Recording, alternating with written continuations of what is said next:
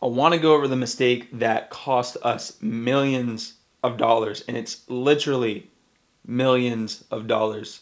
And I need to give you a little bit of background on the brand and what we're doing and what was happening and why this mistake actually happened, and then kind of walk you through what we actually looked at to, one, find the mistake because we didn't even know it happened for years later, and two, how you can avoid it. So, to give you some context, we were growing a brand. It was fresh, it was brand new, coffee shop, the good old story of like growing a business, right? From zero, and we grew it from zero to $50 million in less than 4 years and up to $70 million when I decided to take my leave. So, in that growth phase, we had three areas that had immense, a huge spike in revenue. Like it was like going up a stair to the next level of revenue. The first one was we were trying to figure out what our offer is, what our thing was, what the business was. This took 2.5 years, and we developed all these things, and we found the thing that was able to scale us.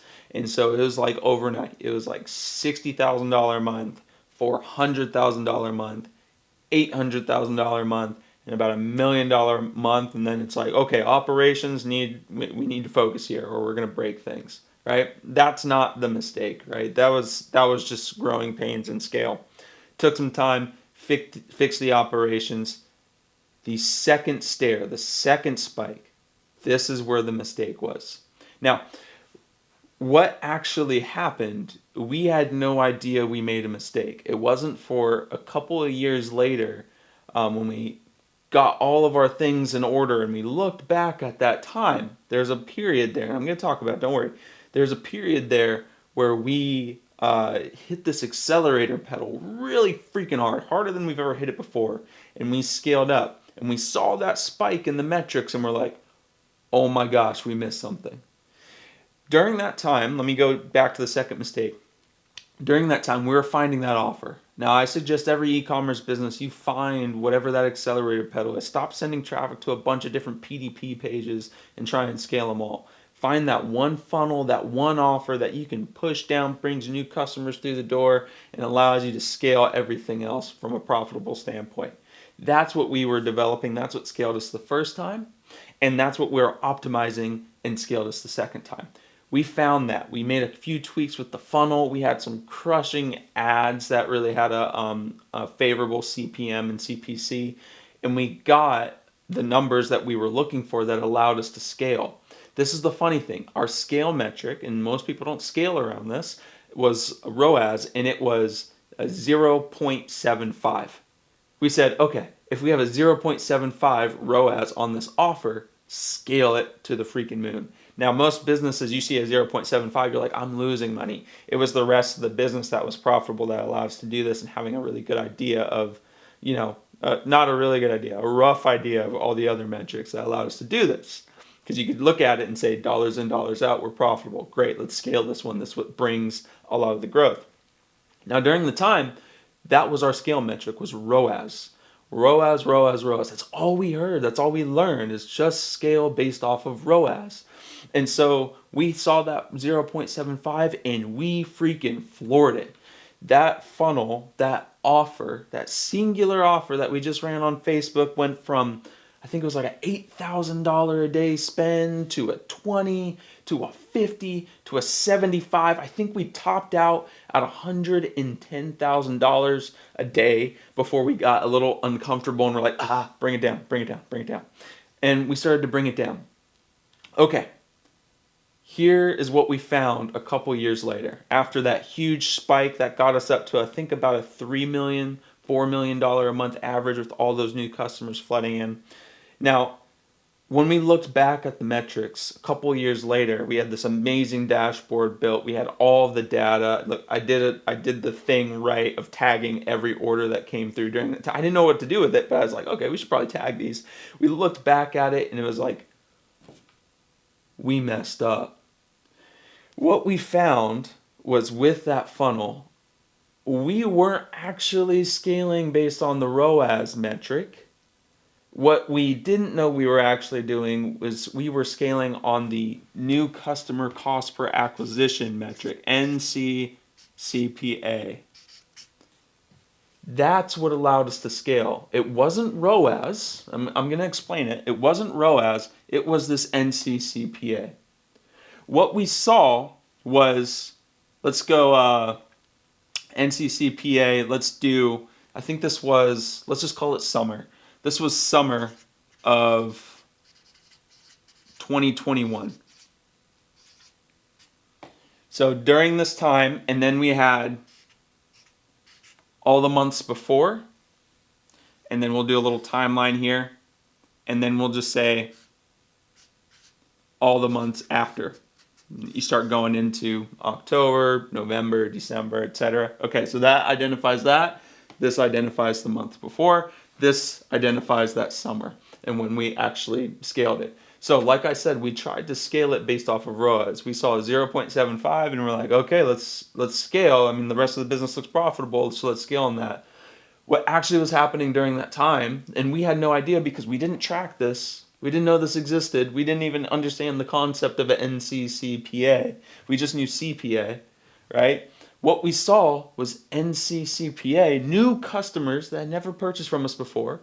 When we look back at that data, was sub $25. Now you're probably thinking, whoa, okay, I have no idea what that means. What that meant for us is that we were making our money back in less than 30 days.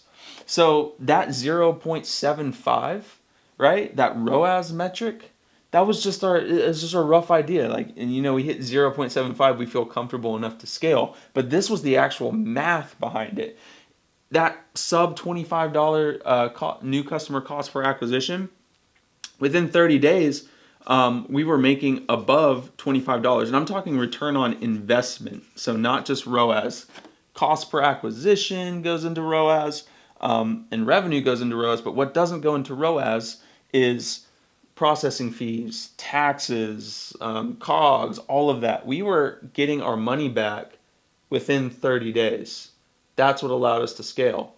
Now, we stopped scaling. Like I mentioned, we hit that $100,000, $110,000 a day, and then we started to scale back down. We stopped scaling, but that CPA metric was the same. But we stopped scaling because the ROAS started to get a little off, right? That 0.75 went down to a 0.7, then a 0.68. But the new customer cost per acquisition was the same during that time. And so we scaled down based on the wrong metric. We didn't know our numbers. That was the number one mistake. And we missed out on a bunch of new customers because during this time, we were doing about $1 million months. And then this was a freaking stair up to about, let's call it 3 million. I don't remember the exact number. It's around that. It's about what we averaged. And this was a stair, and we stayed there because we flooded in all those new customers, and we had a machine turning in the background to kind of keep us at that level, right? So because we scaled down, we missed out on the opportunity to take this stair so much higher to $4 million, $5 million, $6 million because we were scaling based on the wrong metrics. We didn't actually know our numbers. So the important thing to note here, the mistake that we made that I don't want anybody else to make, is that you need to know your numbers and you need to know the right numbers. So when you're saying I'm going to scale based off of ROAS or I'm going to scale based off XYZ, you need to look a little bit deeper and figure out what that actually means from a business perspective. ROAS is just an advertising metric. It's not something that you scale your business upon. It's return on ad spend. That's not scalable for your business. If you dig deeper and you figure out how much am I, what's my new customer cost per acquisition? This is business oriented. How much does it cost me to acquire new customers?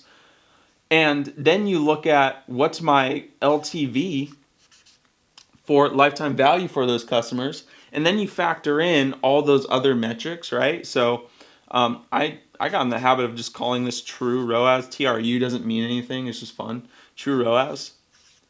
True return on ad spend, because all the things that are involved in this are your Let's do processing fees. You've got COGS. You've got, what else you got in there? Um, I mean, shipping would be considered COGS and all that. You'd still have your CPA in there, your cost to acquire the customer. If you factor in all those other metrics, that's more of a business metric than an advertising metric. Then you can look at how much does it cost me to acquire a customer? Great. What's my lifetime value after 30 days? Okay, great. It's $30. And then with all this other stuff, it makes up another $10. So all in, it costs me $20 to acquire a new customer, and I'm making 30 in 30 days. Why wouldn't the heck you scale that? You're profitable after 30 days as long as the rest of your business is healthy. Then you would scale that way up because it's only costing you $20, but you're making $10 on every person every 30 days or within 30 days. This was the number one mistake we made is we got too caught up in this ROAS game when really that's just an advertising metric. That's not a business metric. We scaled the business on a advertising metric. 2 years later, when we look at the numbers and we realize, wow, that new customer cost per acquisition actually held during that time, the time that we were scaling down, we could have scaled so much further and maintained that $100,000 a day as long as we didn't take away from the rest of the business during that time because we didn't see that money for 30 days. So that's the crucial point. But we scaled it down because the ROAS came down, not because the business was going down.